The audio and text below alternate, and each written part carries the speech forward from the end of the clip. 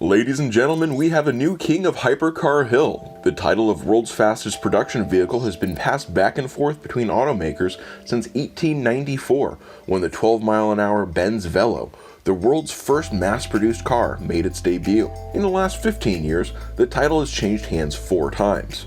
Bugatti took it in 2005 with the 254-mile-an-hour Veyron BE, only to lose it to the SC Ultimate Aero in 2007. Bugatti regained the title in 2010 with the Veyron 16.4 Super Sport and managed to hold on to it until 2017 when the Koenigsegg Agera RS notched 278 miles an hour.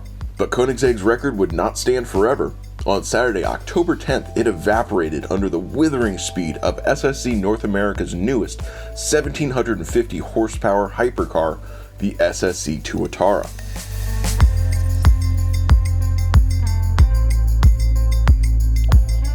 The Tuatara is the end result of more than a decade of R&D. Jared Shelby, no relation to venerated car designer Carroll Shelby, founded SSC North America in 1998, initially producing the SC Ultimate Aero from 2004 to 2013. In 2009, the company began laying out its plan for the Tuatara, revolving around a singular goal: overwhelming speed. While the Aero served as an initial testbed to see which technologies work best within the company's design parameters, the Tuatara was built as a blank sheet of paper, as Shelby explained to Engadget. Its overarching goal, as well as the philosophy of the company's design and engineering teams, was simply exceed. Shelby first sat down with former Pininfarina stylist Jason Castriota to create an aesthetically pleasing vehicle. The prototype was then handed off to the team at Podium Engineering, who would spend the next 3 years massaging the design, eventually reducing the Tuatara's drag coefficient to a minuscule 0.279 and managing to achieve a 37-63% front-rear aerodynamic balance at speeds over 150 miles an hour. Covered in an aerospace-grade carbon fiber skin, the Tuatara weighs just 2,750 pounds. The Tuatara's V8 power plant is an equally marvelous piece of engineering prowess. Shelby teamed with Roger Nelson of Nelson Racing Engines to build it from the ground up. The 5.9-liter engine uses a flat-plane crankshaft to reduce its rotating mass and lifts the vehicle's redline up to 8,800 RPM. The twin-turbo design offers 1,350 horsepower using 91 octane, but fill your tank with E85 corn ethanol and you'll find the power of 400 additional horses under the hood. Not bad for an engine that weighs just 428 pounds. The power produced then runs through the Tuatara's automated 7-speed manual transmission, making shifting gears at speed a matter of simply tapping the paddles on either side of the steering wheel. And while many high-end manufacturers continue, even in the year 2020, to insist on building their vehicles to accommodate drivers of a more Napoleonic stature, the Tuatara can reportedly accommodate people as tall as 6 foot 5 inches. The interior of the vehicle is as tricked out as its engine bay, complete with a digital driver display, center control touchscreen, side cameras in lieu of mirrors, AC, and even a stereo. Perhaps the Tuatara's coolest trick is its track setting, which drops the front and rear ride heights by more than an inch respectively to ensure optimal aerodynamic downforces at speed.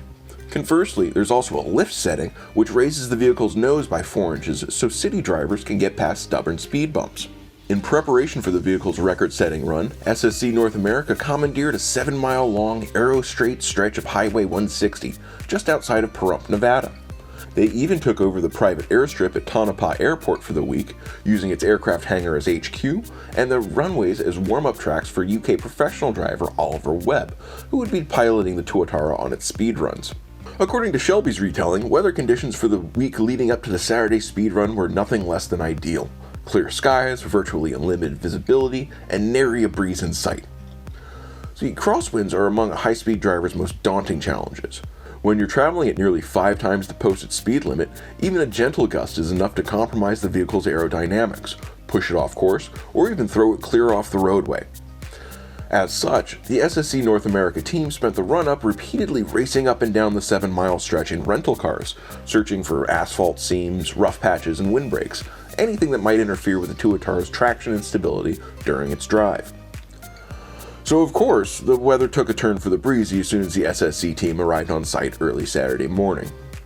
Compounding the wind was the fact that even just after dawn, the ambient temperature was hovering around 98 degrees Fahrenheit, which could potentially play havoc with the vehicle's tire performance. But having come this far, the team decided to cautiously proceed despite the environmental challenges presented. Webb's first run of the day was an immediate success. The Tuatara had hit 287 on both legs of its circuit, the average of which was enough for SSC North America to reclaim its previously held title of world's fastest production car. But Shelby was looking for more. Much more. Going into this challenge, Jared Shelby had hoped to achieve 500 kilometers per hour, or around 312 miles an hour. However, as wind conditions continued to deteriorate, the chances of actually accomplishing that speed dropped precipitously. On Webb's second run, he managed to coax the Tuatara up to 301 miles an hour, but was getting blown around the roadway by a vicious crosswind near the midpoint of the course. This in itself was a huge deal. Only a handful of vehicles, like the Bugatti Chiron Supersport 300 Plus, have ever managed to crack the elusive 300 mile an hour goal. Webb's final run of the day was by far the most terrifying. A pair of sizable gusts shoved the Tuatara over 2 lanes and onto the shoulder's rumble strip. Were he not able to regain control of the vehicle, the results could have been disastrous.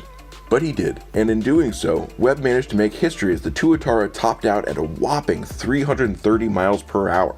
Averaged with the previous 301 mile an hour run, Webb's combined speed record stands at 316 miles per hour.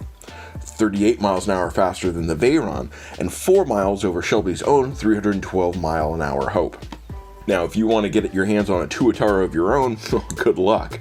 The company's planning a limited production run of only around 100 vehicles, with 12 being built in 2021 and 25 a year hitting the streets after that. Also, they cost $1.9 million. Yes, each.